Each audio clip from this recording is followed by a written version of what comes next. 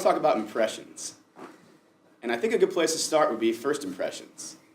Because you see, as I walk up here today wearing this incredibly dope outfit, each of you, whether you realize it or not, has made a snap judgment about me based on my look alone, before any word comes out of my mouth. First impressions matter, and research shows that it takes 1 second to make an impression on somebody, and people judge people in just 1 second. And unfortunately, as I remove this outfit and show a bit more of a reasonable outfit for a presentation like this, I'm not going to have an opportunity to make that first impression again.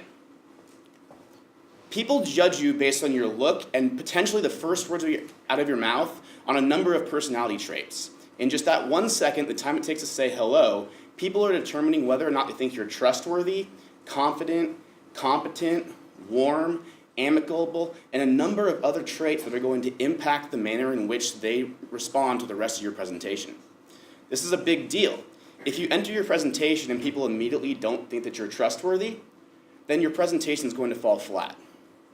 So what can you do to make sure that you have a good first impression on your audience and get your presentation kicked off on the right foot? Let's start with some bad news. You can't control everything. If you're tall, you're tall. If you're short, you're short. If you have an interesting sounding voice, let's say high-pitched or low-pitched or raspy, well, there's not much you can do about that. You also can't really control the biases that your crowd may already have. They're going to have certain biases already. So if you can't control these things, does that mean that you're at a loss for something to do? Well, not really, because what you can do is you can overcompensate. As an example, let's say that you're someone who's much shorter. In that circumstance, you can make the extra effort to make sure that you have good posture, that you stand straight, and that you strike a confident pose. Or if you're somebody who, let's say, has a very low, raspy voice that might shock your crowd initially, what you could potentially do if the situation calls for it is call attention to your voice and actually maybe make a joke about it and make them feel more comfortable when they hear you for the first time. The trick is understanding where your crowd may have biases and figuring out how you can minimize those biases by doing something else. Now, there are a number of things that you can control. These include things like the way you enter the room, or the first words that are out of your mouth, or what you're wearing, or potentially the title of your presentation if you do have a title. These are all things that are critically important that your crowd's going to see from the get-go, and you need to really think about these things to figure out what first impression you want to leave with your audience. And there's really one important thing you need to remember to be able to figure out how to craft these things, and that is, who is your audience? How do you want your audience to perceive you? Do you want them to view you as a peer or as a superior or something in between? And the answer to that ultimately is going to determine the way you should dress, the way you should speak, and the first words on your slides.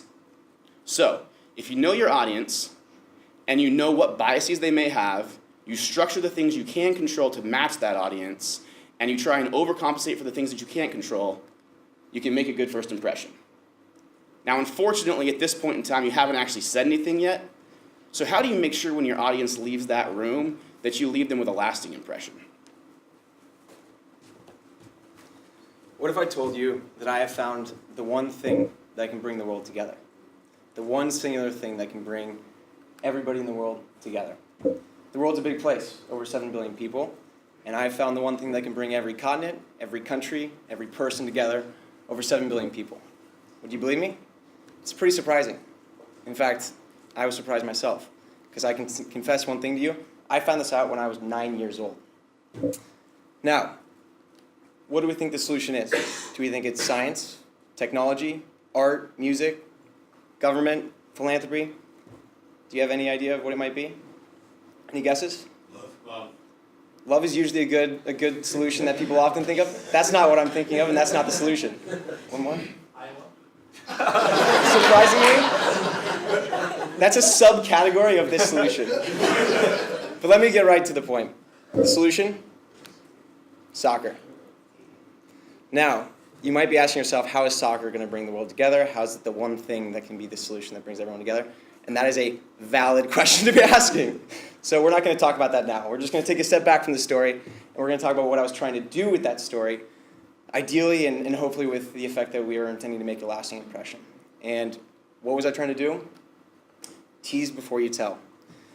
When you tease before you tell, research has shown that there's a few things that can actually help engage the audience and actually engage learning. So there's a study done by UC Davis where they had people go through a process of asking questions, and the questions that they were more interested in and more curious about actually led to better learning and then better subsequent learning.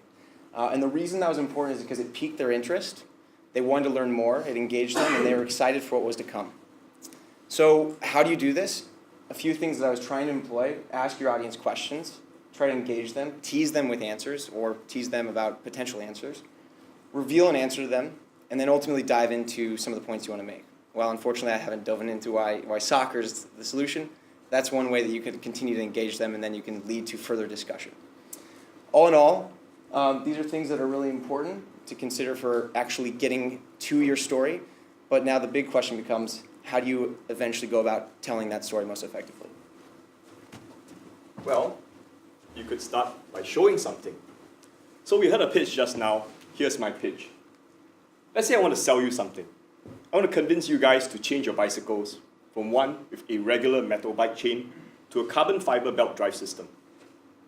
One way is I could show on these slides a set of specifications, like how it's a high-strength carbon fiber belt, will last a lot longer. Or I could highlight some of the benefits, that you would never ever have to grease and service your metal bike chain again, saving you time and money on maintenance. But another way is I could simply just bring the bike here for you guys to see for yourself. There's nothing like having the audience have an upfront and close encounter with the product. I could even run a live demo. I could let you guys, one of the audience members, take it out for a test drive and come back and talk about how great that product is. Kind of like the earlier medical application, you could actually bring the app here and let the audience members see for themselves how good it is. You might think it's a high-risk maneuver, but if you have confidence, you have to have confidence in your product to sell it. Now, not all of us will have to be in a role where we're selling something or we have to make a pitch to a VC. But upon graduation, I'm sure everyone here will have to convince people using data.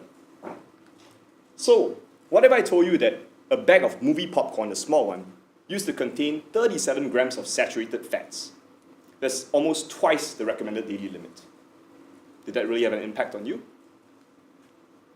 How about if I told you that that small bag of popcorn, if you eat it, is technically healthier than having greasy bacon and eggs for breakfast, Big Mac and fries for lunch, and topping off steak with all the fats left in for dinner?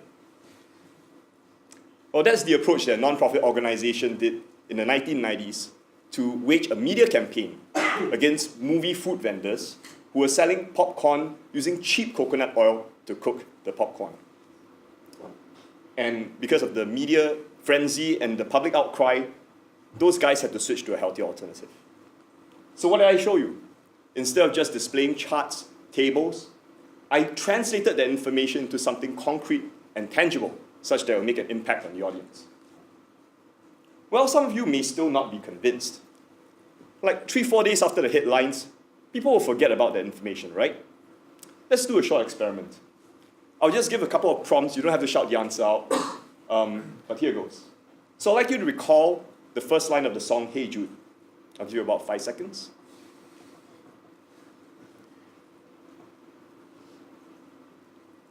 Now, I'd like you to recall the definition of the word truth.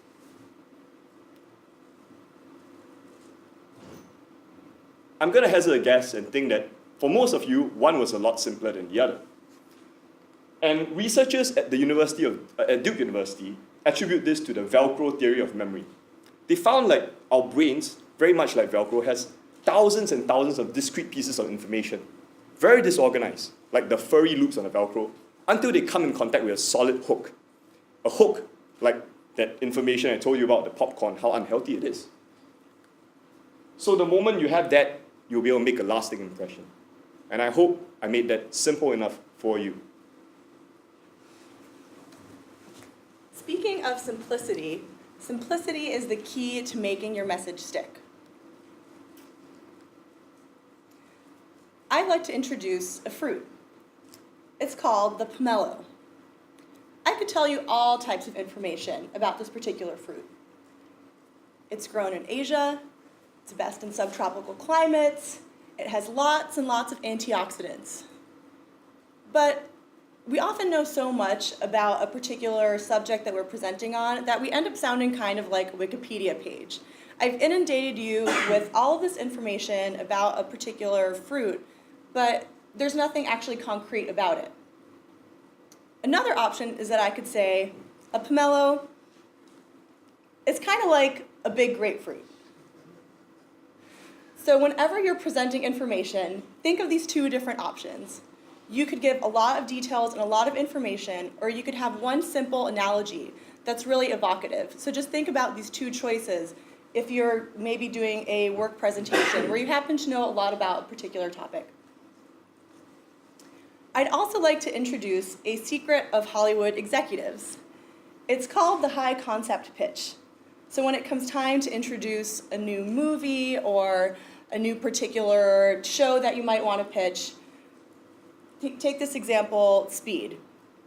Again, doesn't say very much, or you try to explain it, it's going to have Keanu Reeves in it, it's going to be amazing. Or I could say, it's like Die Hard, but on a bus. And the reason this works is because you're drawing on something that people know already, and it's going to evoke a lot of specific imagery. And we hear this a lot in Silicon Valley. For example, there could be the Uber of X, the Uber of dog sitting. And this is often overused, but to the extent that you can find some other example that people can draw upon already, it's going to make it much easier for that message to be simple and for that message to stick. And last, I'd like to talk about the power of proverbs. For example, one of my favorite proverbs, or a famous saying, is, "Ask not what your country can do for you, but what you can do for your country." It's also a JFK quote, like Killian's earlier. And the reason that these proverbs work is because they're simple, it's just one line, and they're very profound. So if you have a presentation, think if you can just distill it to one line, to one saying that's going to stick with people, what might that be? And for this particular section, I'll just use the US Navy saying, which is keep it simple, stupid. US Navy design principle, think of how do you make everything as approachable as possible. So now, we've given you the tools to make both a great first impression and also to make your message last.